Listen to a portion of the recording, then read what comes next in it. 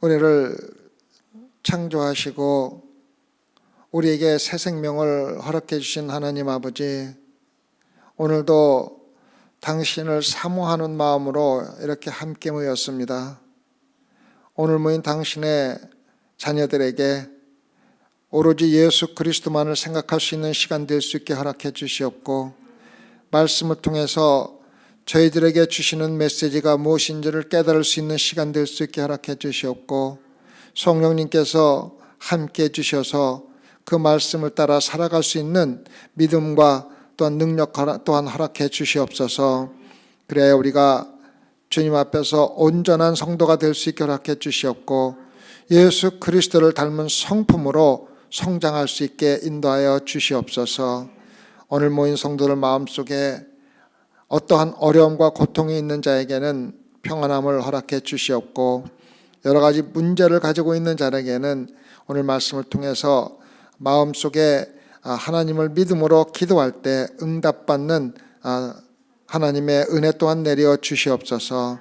그래야 우리가 오늘 예배가 세상의 어떠한 곳에서 다른 어떠한 것을 하는 것보다도 가장 귀한 시간, 주님께 영광되는 시간 되도록 주님께서 주관하여 주시옵소서. 감사하며 예수님 받들어 기도드렸사옵나이다. 아멘. 19장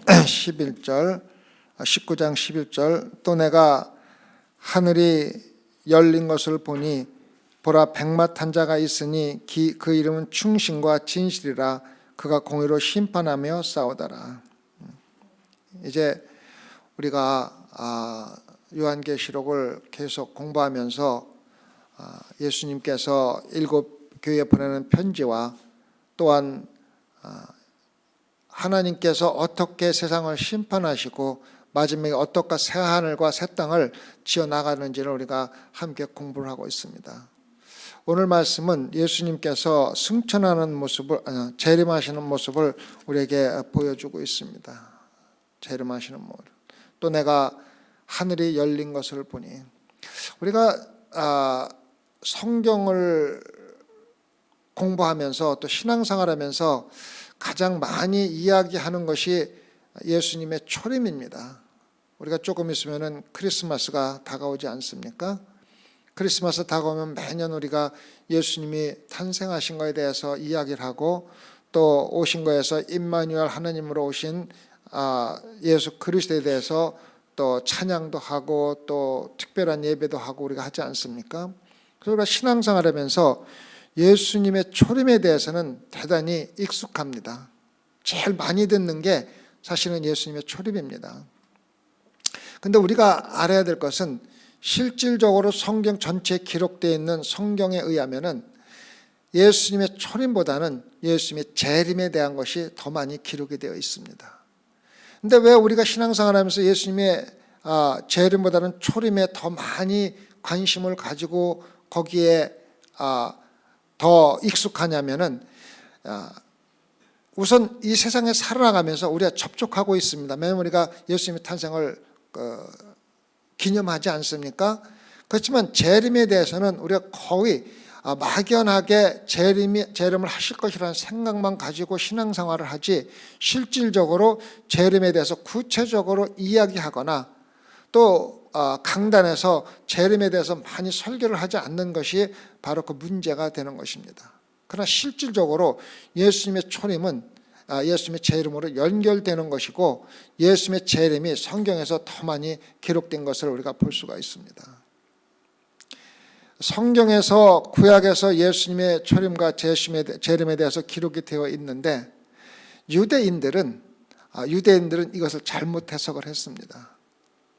잘못 해석한 것이 뭐냐면은 예수님의 초림과 예수님의 재림을 하나로 묶어서 성경을 해석을 한 겁니다. 그 말씀은 뭐냐면은 예수님이 이 세상에 오실 적에 왕으로, 승리자로, 모든 것을 다스리는 자로 오신다고 구약에서 수없이 예언이 되어 있습니다. 그런데 유대인들은 예수님이 초림하실 적에 똑같은 모습으로 오실 것이라고 기대를 했던 것입니다. 그래서 예수님이 오셔가지고 구세주의 모습인 왕과 세상을 다스리는 막강한 권력을 가지고 오신 것이 아니라 나사렛이라는 갈릴리 나사렛이라는 작은 동네에서 아주 초라한 모습으로 태어나시고 겸손하게 태어나셨다가 십자가에 돌아가시는 모습을 볼 적에 이것은 구세주가 아니라는 걸 갖다 확신을 가졌던 겁니다. 그 예수님이 내가 구세주라고 선언을 했을 적에 그 선언하는 모습이 로마를 완전히 망하게 하고 로마를 다스리면서 내가 구세주라고 나왔다면 모든 유대인들은 믿고 구세주라고 따랐을 것입니다. 그런데 문제는 예수님께서 초라한 모습으로 나오셨는데 재림하실 적에 모든 다스리는 백마를 타고 충신과 진실한 이름 앞에서 공의로 심판하는 예수님으로 내려오실 그것은 생각하지 못하고 초림과 재림을 합쳐서 생각한 것이 예수 그리스도를 거부하게 되는 가장 큰 이유 중에 하나가 된 것을 우리가 알아야 합니다. 그래서 우리는 신앙생활하면서 하나님의 말씀을 제대로 해석하는 것이 우리 신앙생활이 얼마나 우리 신앙력에 큰 영향을 미치는가를 우리가 꼭 알아야 합니다. 그래서 유대인들은 예수님이 백마를 타고 로마를 쳐부수고 왕 중에 왕으로 다윗 같은 왕으로 나올 줄 알았는데 겸손한 나사렛 예수로 나오는 것을 보고 이것은 구세주가 아니라고 거의 거부하고 십자가에 못 박는데 앞장선 것이 유대인들 아닙니까? 근데 예수님은 초림에서는 우리를 구원하기 위해서 찔림을 당하고 고난을 받고 어려움과 십자가에 돌아가실 것을 우리가 이사에서도 예언한 것을 보았고 또 시편에서 예언한 것을 보았고 많은 예언에서 봤지 않습니까? 성경을 잘못 이해했기 때문에 유대인들이 그렇게 예수 그리스도를 대접한 겁니다. 그래서 실질적으로 예수 그리스도를 따르던 12 제자들뿐만 아니라 많은 사람들이 예수님께서 기적을 일으키고 5,000명에게 먹을 것을 주시고 죽은 자를 살리시고 할 때에는 정말 이 사람이 구세주구나, 엄청난 권력과 권능을 가지고 이 세상에 나오셨구나, 엄청난 능력을 갖고 오신 하나님이 틀림없다고 따르다가 아무런 힘없이 십자가에 돌아가시는 모습을 보고 예수님을 다 떠나지 않았습니까? 함께 먹고 자고 말씀을 듣던 제자들도 모두 떠났습니다. 왜? 구세주에 대한 잘못된 예수님의 초림에 대한 구세주의 초림에 대한 해석을 잘못했기 때문입니다. 초림 때 모든 권능과 능력으로 로마를 물리치고 이스라엘을 독립할 것이라는 기대와는 달리 비참하게 무력하게 십자가에 돌아가시는 모습 때문에 그러한 현상이 나타난 것을 우리가 알 수가 있습니다. 그래서 우리는 예수님의 초림과 예수님의 재림을 분명히 구별할 줄 알아야 되고, 예수님의 초림은 단순히 우리를 십자가에서 돌아가심으로써 우리의 죄를 사해 주시고 우리를 구원해 주시는 목적뿐이지, 승리하고 사단을 모두 물리치는 것은 재림에서 일어난다는 것을 우리가 알고 그것을 분리해서 생각한다면 예수님의 재림이 얼마나 큰 권능으로 오시는 건지를 우리가 알 수가 있습니다. 또 내가 하늘이 열리는 것을 보았다. 하늘이 열리는 것을 보았다고 하는, 하늘이 열리는 것을 보았다는 얘기는 구약에서 벌써 세 번째가 나오고, 세 번 나왔고 이번째가 네 번째가 나옵니다. 계시록 4장 1절에 한번 나오고 11장 19절에 나오고 15장 5절에서 다시 한번 나오고 오늘 말씀에서 다시 한번 나옵니다.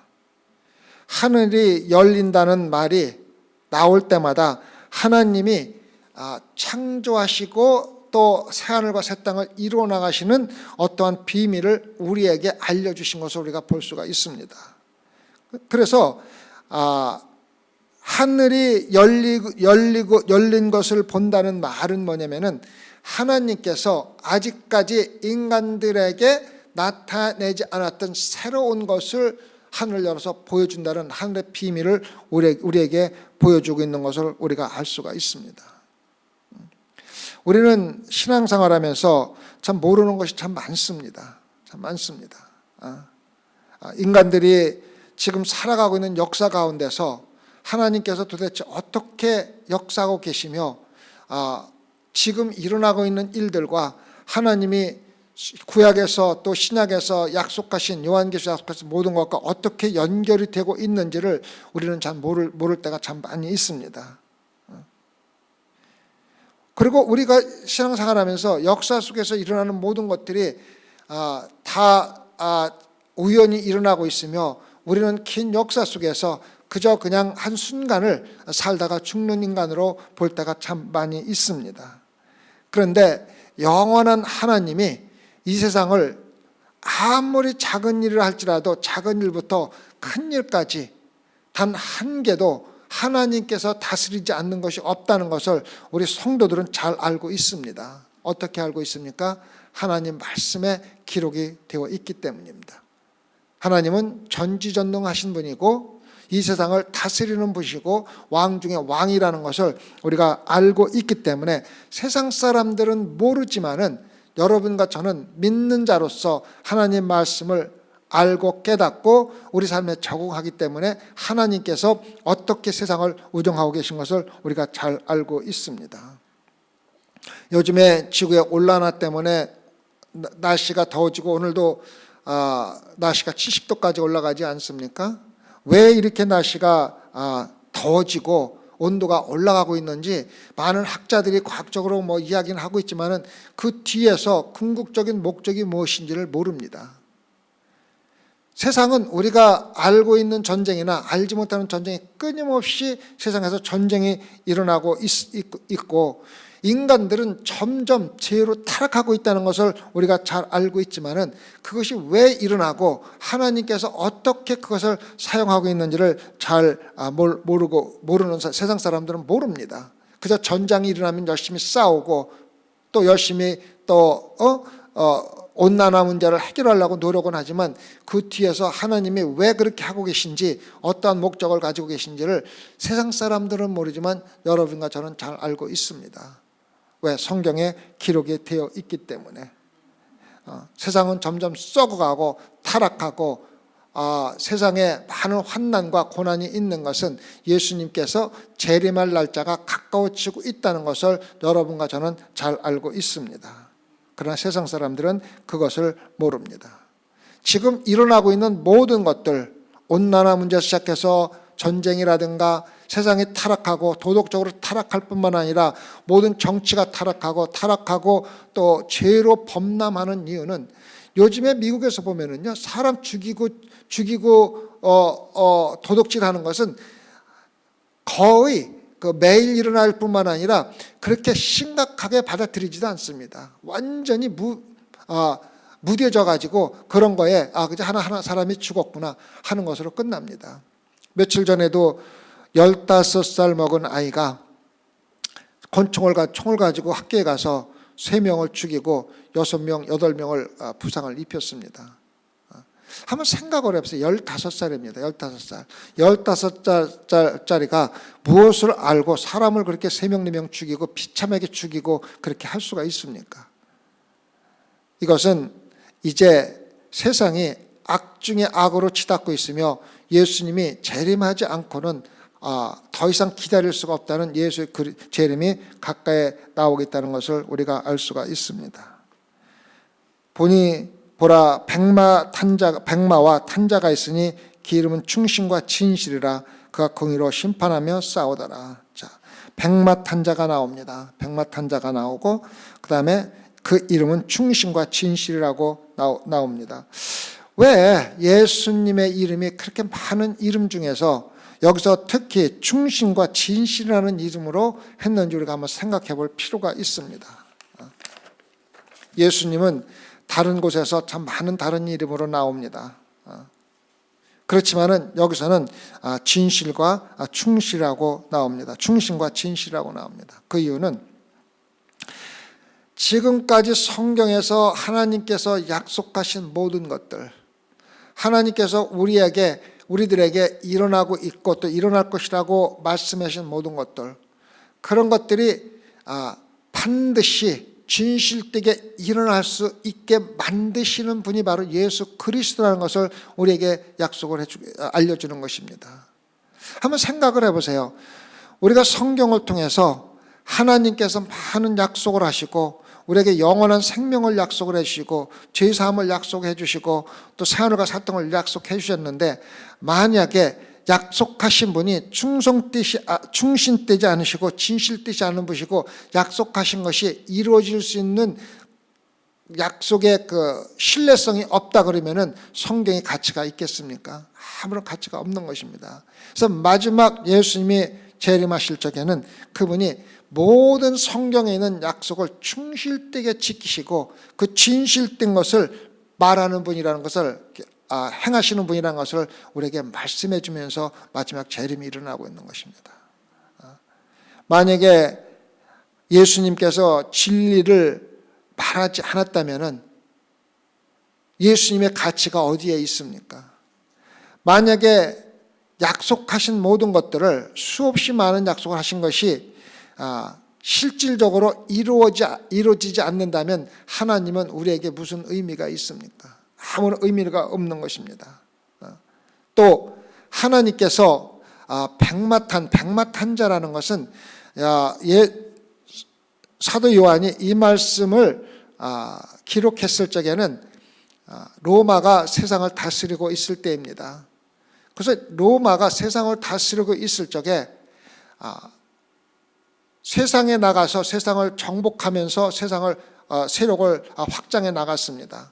그런데 나가서 전투에서 이기고 승리한 장군이 로마에 들어와서 들어올 적에는 반드시 백마를 타고 들어온 것을 우리가 역사의 기록에 많이 되어 있습니다. 그래서 백마를 탄 자라는 것은 승리하는 자, 꼭 다시 말하면은 예수 그리스도가 승리한 자, 모든 것을 이긴 자로 오시며 그 이름은 충신과 진실이라고 얘기하는 것입니다. 그래서 예수님께서 약속하신 모든 것들은 반드시 이루어졌고 마지막으로 이루어질 것이라는 걸 갖다가 우리에게 나타내주기 위해서 충신과 진실이라는 이름으로 예수 그리스도가 내려오시는 것입니다. 제가 좋아하는 목사님 중에 하나가 도널드 바운하우스 목사님이 이라는 분입니다. 그분은 참 진리에 대해서 많은 책을 쓰셨는데 그 책 쓴 가운데 한 여성의 이야기를 나오겠습니다. 이 여성이 이제 마지막으로 죽어가는 순간에 대한 이야기가 나옵니다. 교회 성도들 중에서 사람이 죽어갈 때는 마지막으로 목사님이 와서 함께 임종 예배를 드리고 예수님과 임종 예배를 드리고 예수님과 목사와 같은 구원받은 것에 대한 확신을 가지고 죽는 사람 임종을 하게 되는 걸 우리가 많이 경험을 합니다. 제가 이번에 아담이 임종하기 바로 전날도 함께 가서 기도하고 또 하나님 말씀 나누고 정말 천국에 대한 소망을 가지고 죽을 수 있도록 임종할 수 있도록 도와주는 게 목사의 사명입니다. 근데 여러분이 생각하는 것보다도 더 많은 목사들이 자신도 구원받지 못한 목사들이 참 많습니다. 그건 제가 말씀드리는 게 아니라 실질적으로 그렇습니다. 그래서 이 여인이 마지막 임종을 맞이하여 목사가 와서 이제 마지막 임종 말씀을 나누는데 실질적으로 이 목사가 구원에 확신이 없는 목사가 있었다는 것입니다. 이거는 제가 말씀드린 게 아니라 도널드 바운하우스 목사님이 쓴 책에 나온 이야기입니다. 그래서 이 여인이 마지막 죽어가면서 자기가 천국에 갈 건지 안 갈 건지 그런 것에 대한 얘기를 하지 아니하고 가족들에게 나는 지금 죽어서 천국에 가지만 나는 너희들이 더 걱정이 된다. 너희들이 나와 같이 확신을 가지고 천국에 갈 수 있는 모습으로 죽을 수만 있다면은 나는 내가 지금 죽지만은 아무런 걱정 없이 죽을 수 있다는 자기가 정말 천국에 대한 확신을 가지고 마지막 가족들에게 또 목사가 있는 앞에서 이야기를 하고 있었던 것입니다. 근데 이렇게 확신적으로 이야기하는 그 여인에게 그 목사가 묻습니다. 만약에 당신이 영원한 세상에 당신이 지금까지 확신을 가지고 믿었던 천국에 지금 당신이 죽어서 깨어났을 적에 갔을 적에 그것이 천국이 아니고 구원받지 못한 사람 가운데 하나가 여러분이 있다는 것을 당신이 있다는 것을 발견했을 적에 어떠한 생각을 가질 것이라는 그러한 질문을 하게 됩니다. 제가 설명을 좀 다시 한번 쉽게 드리면은, 당신이 지금 죽는데 죽었을 적에 당신이 기대했던 것 같이 예수님, 하나님이 계신 영원한 새하늘과 새 땅이 아니고, 다시 말하면 지옥에 있다는 것을 발견했다는 것을 갖다가 어떻게 확신을 하고 그런 말을 할 수 있느냐고 묻는 것입니다. 이 여인이 이렇게 이야기를 합니다. 내가 천국에 가지 못하고 내 영혼을 잃어버릴 수는 있지만, 주님은 나에게 천국에 나를 보내주겠다는 약속을 지키지 못했기 때문에 하나님은 모든 것을 잃어버리게 될 것입니다. 그래서 나는 반드시 천국에 있을 것입니다. 왜? 나를 천국에 가게 했다는 하나님의 약속을 하나님이 지키시지 않으면은 하나님은 영원하신 분이 아니기 때문에 반드시 나는 천국에 있을 것입니다라는 말을 그 목사에게 하면서, 내가 믿음으로 천국에 가는 것보다는 하나님이 신실하신 분이시고 충실하신 분이기 때문에 내가 반드시 천국에 갈 것이라는 것을 갖다가 그 목사에게 확인시켜줬다는 얘기를 쓴 것을 읽은 적이 있습니다. 여러분과 제가 천국에 있을 것이라는 확신은 예수 그리스도가 약속하신 천국에 대한 약속을 반드시 지키시고 충실히 지키시며 진실된 분이라는 것이 우리 마음속에 있기 때문에 가능한 것이지, 그렇지 않으면 가능하지 않습니다. 그러한 충신과 진실된 예수 그리스도가 마지막 재림 시에 그 이름으로 이 세상에 내려오고 계신 것입니다. 그분은 충실하고 약속을 절대적으로 지키시는 분이라는 것을 우리가 반드시 알아야 합니다. 그 다음에 뭐라고 나옵니까? 공의로 심판하신다고 나왔습니다. 공의로 심판하신다고. 공의로 심판하며 싸우더라. 이것은 우리가 잘 알다시피 유다서 1장 14절과 15절에 한번 우리가 볼까요? 왜 그러한 얘기가 나오는가? 유다서 1장, 유다서는 14절부터 15절에 나옵니다. 아담의 7세 손 에녹이 사람들에게 대하여도 예언하여 이르되, 보라, 주께서 그 수많은 거룩한 자와 함께 임하셨나니 이는 무사람을 심판하사 모든 경건치 않은 자의 경건치 않게 행한 모든 경건치 않은 일과 또 경건치 않은 죄인의 주께 거시려 한 모든 강박한 말을 인하여 저희를 정죄하려 하심이라 하였느니라. 자, 에녹이 예수님의 초림이 아니라 재림에 대해서 이야기를 하고 있는 것입니다. 스가랴는 스가랴에서 14장 5절을 보면 똑같이 예수님이 감람산에 오실 것이라는 것을 예언해 주고 있습니다. 스가랴에서 14장 5절에 보면, 그 산골짜기는 아셀까지 미칠지라 너희가 그 산골짜기로 도망하되 유다 왕 우시야 때에 지진을 피하여 도망하던 것 같이 하리라. 나의 하나님 여호와께서 임하실 것이요, 바로 재림을 이야기하는 것입니다. 모든 거룩한 자가 주와 함께 하리라. 다시 말하면 여러분과 제가 예수 그리스도와 함께 한다는 말씀입니다. 이사야서 65장 11절과 17절에도 예수님에 대해서 재림에 대해서 이야기가 나오고 있습니다. 이사야서 65장 11절과 17절에도 오직 나 여호와를 버리며 나의 성산을 잊고 가삭에 상을 베풀어 놓으며 무늬에게 섞은 술을 가득히 붓는 너희여, 내가 너희를 칼에 붙일 것인즉 다 굽으리고 살육을 당하리니 이는 내가 불러도 너희가 대답지 아니하며 내가 말하여도 듣지 아니하고 나의 눈에 악을 행하였으며 나의 즐거워하지 않은 일을 택하였음이라. 이러므로 주 여호와가 말하노라. 보라, 나의 종들은 먹을 것이로되 너희는 줄일 것이니라. 보라, 나의 종들은 마실 것이로되 너희는 갈할 것이니라. 보라, 나의 종들은 기뻐할 것이로되 너희는 수치를 당할 것이니라. 보라, 나의 종들은 마음의 즐거움으로 노래할 것이로되 너희는 마음의 슬픔으로 울며 심령이 상함으로 통곡할 것이며 또 너희의 끼친 이름은 나의 택한 자의 저주거리가 될 것이니라. 주 여호와, 내가 너를 죽이고 내 종들은 다른 이름으로 칭하리라. 이러므로 땅에서 자기를 위하여 복을 구하는 자는 진리 하나님을 향하여 복을 구할 것이요 땅에서 맹세하는 자는 진리 하나님으로 맹세하리니 이는 이전 환난이 잊어졌고 내 눈앞에 숨겨졌음이라. 보라 내가 새하늘과 새 땅을 창조하나니 이전 것은 기억되거나 마음에 생각나지 아니할 것이라. 새하늘과 새 땅에 믿는 자와 믿지 않는 자가 어떻게 나타나는 것을 우리에게 이야기해 주고 있습니다. 다시 말하면 예수님께서 신실하고 진실하게 온전히 약속하신 것이 성취된다는 것을 우리에게 다시 한번 이야기해 주고 있습니다. 그래서 마지막에 나오는 11장 11절 마지막에 나오는 그가 공의로 심판하며 싸우더라는 말씀이 나옵니다. 우리가 예수님이 싸우신다. 그럼 예수님이 싸우실 때 누구와 어떻게 싸우고 있는지를 우리가 좀 알아야 합니다. 물론 우리가 생각할 적에 예수님은 사단과 싸우는 것은 우리가 많이 이야기를 듣고 잘 알고 있습니다.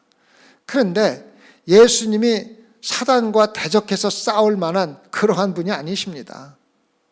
다시 말하면 사단은 예수님께서 하늘과 새 땅으로 여러분과 저희 성도들을 인도하기 위한 하나의 도구로 사용될 뿐이지 사단이 능력이 너무 커서 하나님이 이길 수가 없어서 전력을 다해서 싸워야 되는 그러한 상대는 아닙니다. 우리가 그걸 분명히 알아야 됩니다. 주님께서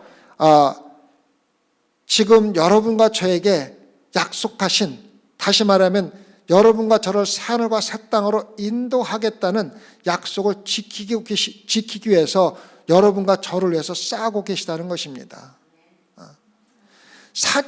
물론 사단을 대적해서 싸우는 거지만은 여러분과 저를 위해서 싸우는데 사단은 우리를 끊임없이 하나님의 나라로 가는 길을 막으려고 노력하고 있고 악으로 향하는 길로 가려고 노력하는데 그 길을 누가 하고 있느냐면 사단이 하고 있는 것입니다. 그 사단이 우리를 악으로 인도하고 있는데 하나님께서는 그걸 막고 우리를 하나님의 길로 인도하고 계셔서 끊임없이 노력하고 계시다는 걸 갖다가 우리에게 알려주고 있는 것입니다.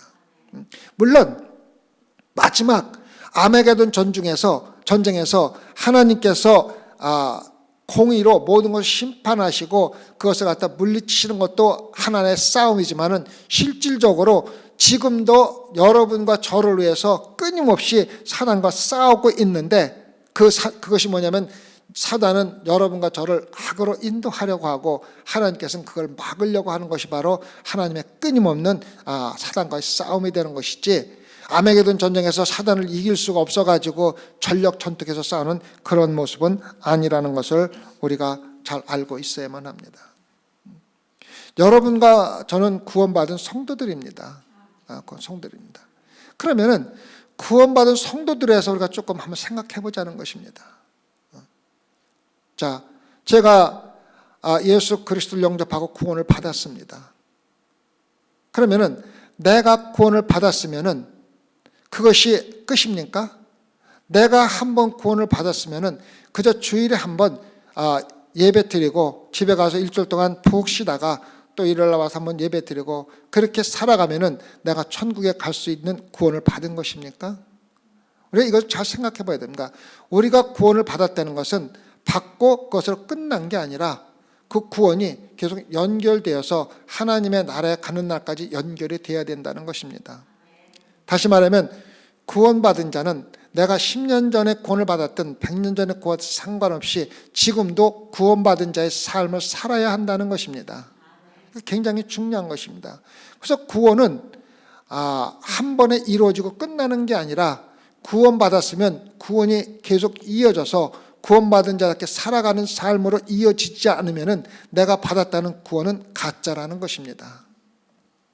그래서 여러분이 나는 구원받았다고 고백을 하라고 안 하고에 관계없이 여러분이 지금 구원받은 자의 삶을 살고 있느냐 안 하느냐가 여러분이 진심으로 구원을 받았냐 안 하느냐를 갖다 결정해 주는 것이지 내가 10년 전에 은혜를 받고 부흥에 가서 내 마음에 하나님을 영접하고 구원받았습니다. 거기서 끝난 사람은 그 구원은 가짜 구원이라는 것을 우리가 알아야 된다는 것입니다. 그래서 여러분과 내가 구원을 받았다면 그 구원이 연결돼서, 여기서 구원을 받았다는 말은 현재 진행형입니다. 그래서 여러분과 제가 구원받았다는 것은 과거에도 받았고 지금도 받고 있고 미래에도 받을 것이며 구원받은 자로 삶을 살아가는 것이 바로 우리의 삶이라는 것입니다. 그런데 사탄은 구원받은 자의 삶을 살지 못하도록 끊임없이 방해를 하고 있는데, 그것을 대적해서 싸우는 자가 누구입니다? 바로 예수 그리스도입니다. 예수 그리스도. 왜? 마지막 전투에서 승리하는 자가 되게 하기 위해서 이야기를 하는 것입니다. 그래서 궁극적으로 예수님이 싸우는 대상은 사단이지만은 우리 뒤에서 우리를 끊임없이 유혹하는 사단으로부터 우리를 보호해주기 위한 싸움이지, 예수님이 사탄 마귀들을 이길 수 없는 능력이 없어서 그런 것이 아닙니다. 쉽게 한번 볼까요? 계시록 20장 7절과 10절 볼까요? 요한계시록 20장 7절과 10절 볼까요? 네. 천년이 참에 사단이 그 옥에서 놓여 나와서 땅의 사방 백성 곧 곡과 마곡을 미혹하고 모아 싸움을 붙이리니 그 수가 바다 모래 같으리라. 저희가 지면에 널리 퍼져 성도들의 진과 사랑하시는 성을 두름에 하늘에서 불이 내려와 저희를 소멸하고 또 저희를 미혹하는 마귀가 불과 유황못에 던지우니 거기는 그 짐승과 거짓 선지자들이 있어 세세토록 밤낮 괴로움을 받으리라. 보세요. 하나님의 불이 순식간에 내려와서 짐승과 거짓 완전히 순간에 다 없애버리는 거예요. 그게 바로 하나님의 능력입니다. 사단의 능력은 아무것도 아니에요. 그래서 실질적으로 예수 그리스도가 사단과 싸우는 것은 손가락 하나로 말 하나로 다 끝나는 겁니다. 그러나 가장 힘든 싸움은 바로 지금 여러분과 저를 위해서 싸우는 싸움입니다. 너희는 나의 백성이 되고 나는 너희들의 하나님이 되리라. 바로 새하늘과 새 땅의 언약을 지키기 위해서 끊임없이 싸우는 예수 그리스도의 모습을 우리가 보고 지금 우리가 구원받은 자의 삶을 살아야 합니다.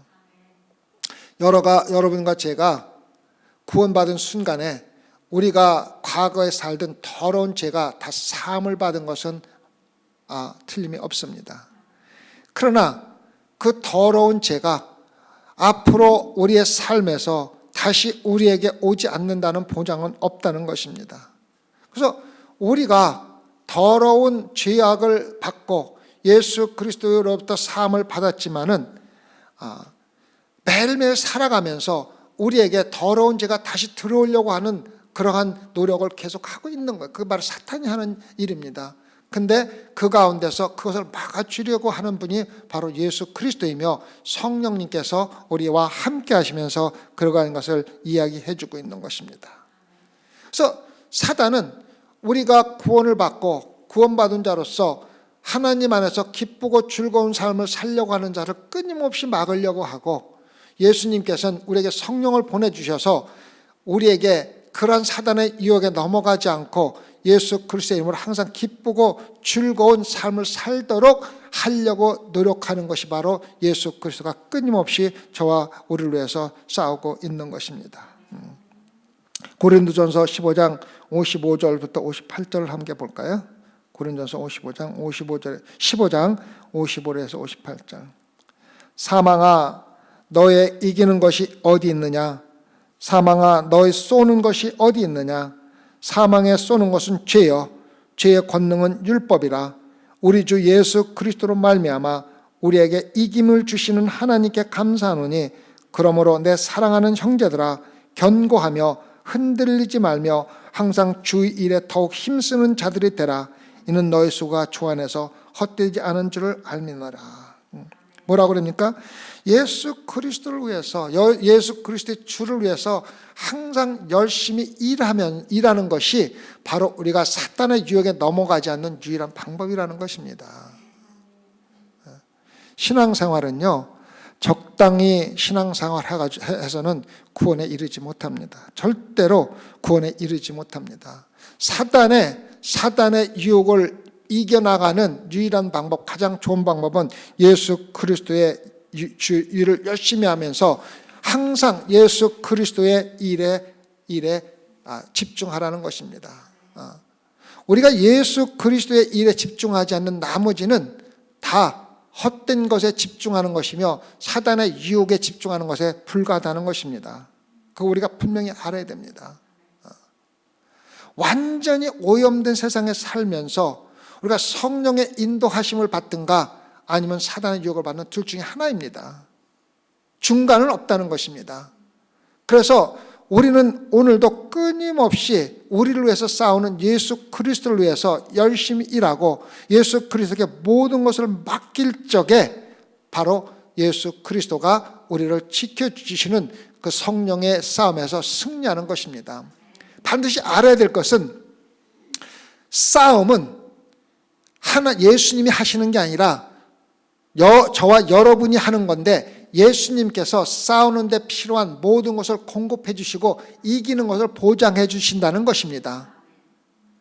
그 말은 뭐냐면 우리가 싸우지 않고 가만히 놀면서 예수님께서 다 해주시겠지 하는 성도들은 반드시 지옥에서 자신이 가게 된다는 것을 나중에 알게 된다는 것입니다.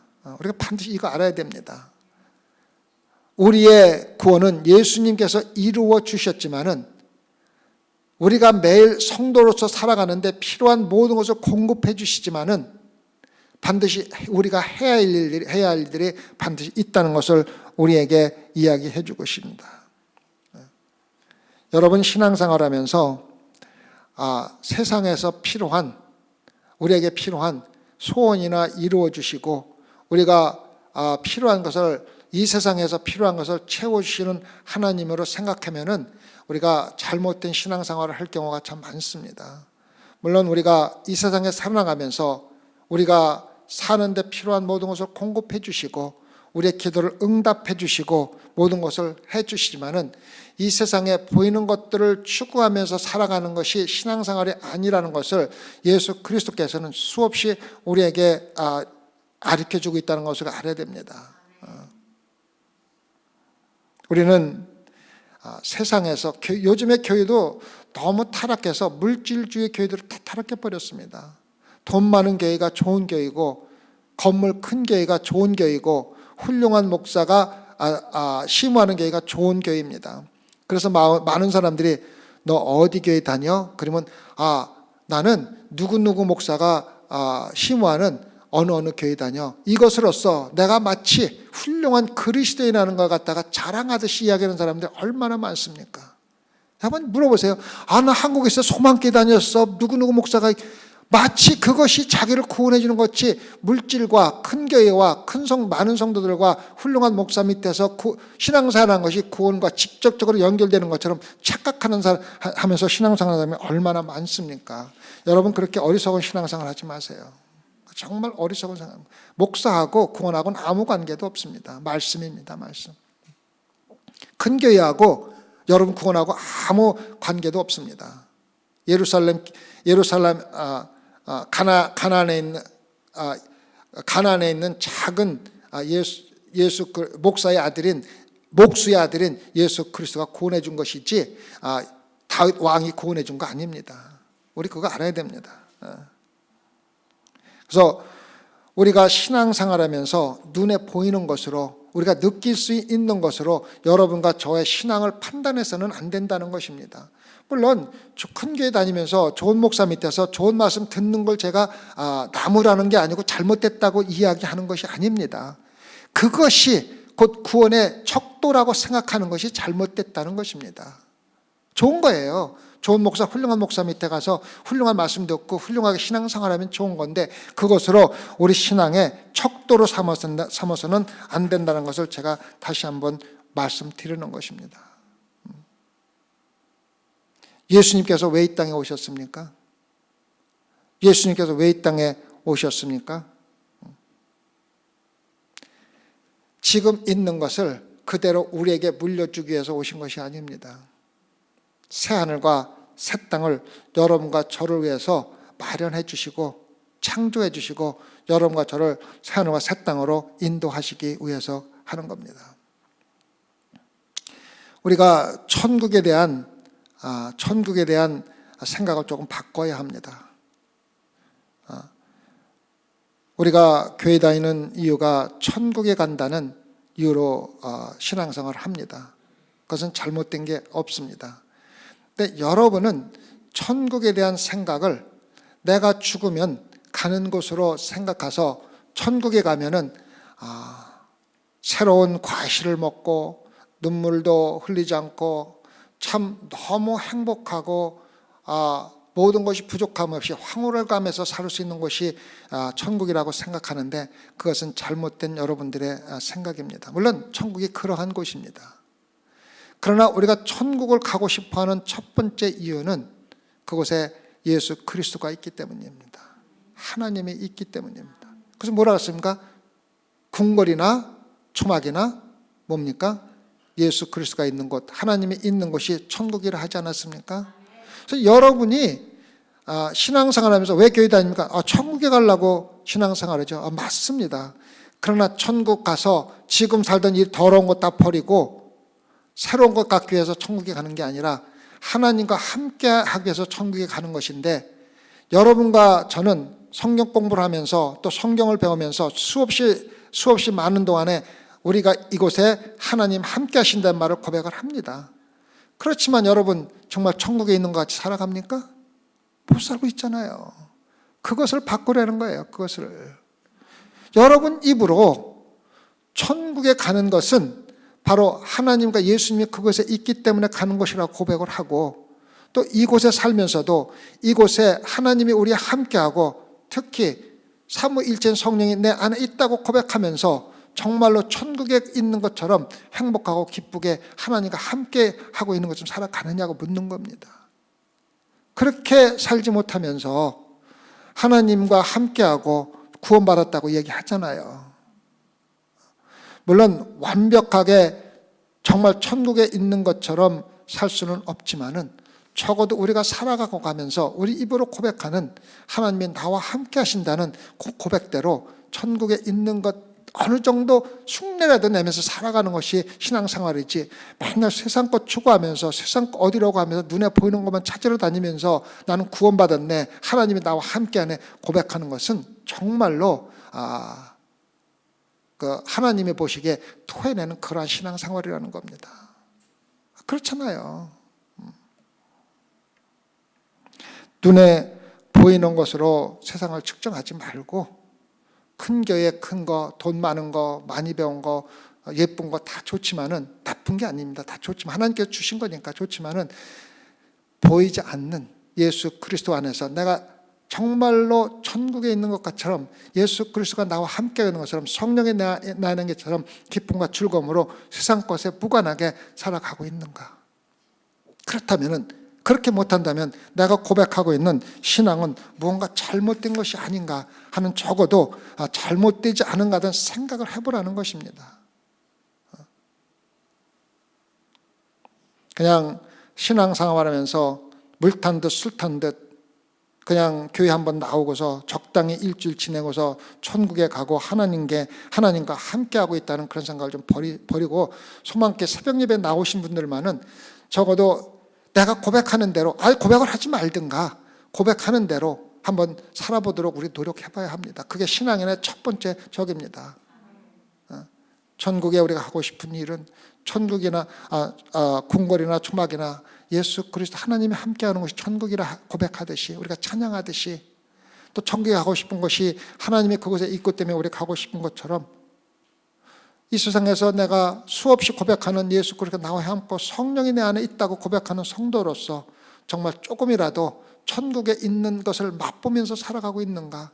아니면 똑같이 세상 사람들과 다른 거 하나없이 똑같이 살아가면서 입으로만 내 안에 성령이 거하고 내가 구원받아서 하나님이 나와 함께하다고 고백하고 있는가 한번 생각해보는 시간을 조금이라도 가지라는 것입니다.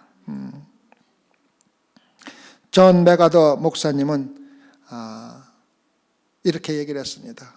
성도들이 누군가가 돈을 많이 준다면은 내가 갖고 있는 성령도 팔아버릴 정도로 돈을 사랑한다고 얘기했습니다. 제가 이 얘기를 들으면서 참 마음에 참 너무 아픈 것을 느꼈습니다.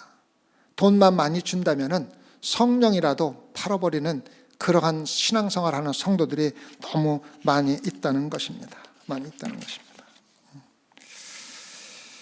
제가 오늘 12절까지 하려고 생각을 했었는데 11절 하고 나니까 벌써 많이 시간이 지났네요. 여러분, 오늘은 우리가 다시 한번 생각해보는 시간을 가지기 바랍니다. 예수님께서 충신과 진실로 공의로 심판하며 여러분과 제가 사단의 유혹에 넘어가지 않도록 끊임없이 우리를 위해서 싸우고 있는데, 여러분과 저는 무엇을 하고 있는가? 도대체 무엇을 하면서 신앙생활을 하고 있는가? 그냥 예수님께 다 이뤄주고 싸워서 이겨주고 나는 가만히 앉아만 있으면 되는 것인가? 또 내가 그러한 예수님이 나를 위해서 싸우는 예수님을 위해서 정말 예수님만 집중하고 있는가? 아니면 예수님과 집중하지 않는 다른 모든 것들은 사단의 유혹이라고 얘기하지 않았습니까? 하고 있지 않은가?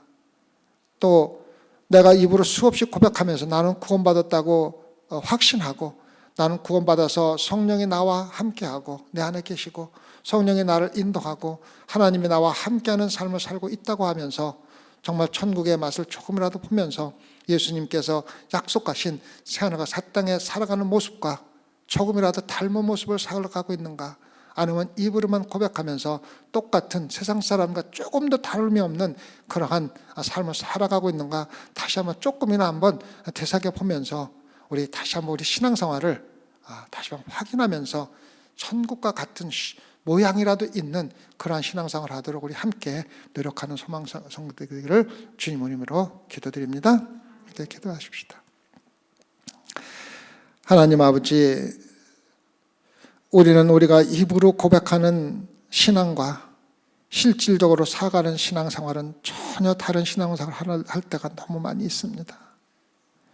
예수님께서 충신으로 정말로 모든 것을 하나도 빠짐없이 지키시고 우리에게 확인해 주셨는데, 예수님께서 입으로 약속하신 모든 것을 실질적으로 실천해 주셨는데, 우리는 입으로 수없이 예수 그리스도를 사랑하고 예수 그리스도의 이름으로 구원받았다고 고백하면서도 예수 그리스도를 사랑하는 행동이나 삶보다는 내 눈에 보이는 것을 추구하며 살 때가 너무 많이 있습니다. 이 시간 모든 것을 회개하고 다시 새로운 마음을 가질 수 있게 허락해 주시옵고, 입으로 고백하는 대로 정말 성령이 지배하는 천국의 삶을 살아가는 그러한 마음으로 기쁨과 즐거움으로 살아갈 수 있도록 주님 인도하여 주시옵소서. 십자가의 죽음 없이는 부활이 없다는 것을 마음에 새겨두고 우리 마음에 예수 그리스도를 다시 한번 영접하는 새로운 기회로 삼을 수 있고, 우리 구원은 한번 받는 것으로 끝나는 것이 아니라 우리 삶 가운데서 계속 연결된다는 것을 깨닫고 오늘도 구원받은 자로 살아가는데 부족함이 없는 소망계 성도들로 인도하여 주시옵소서. 감사와 영광을 온전히 하나님께 돌려오고 예수 그리스도를 받들어 기도드렸사옵나이다.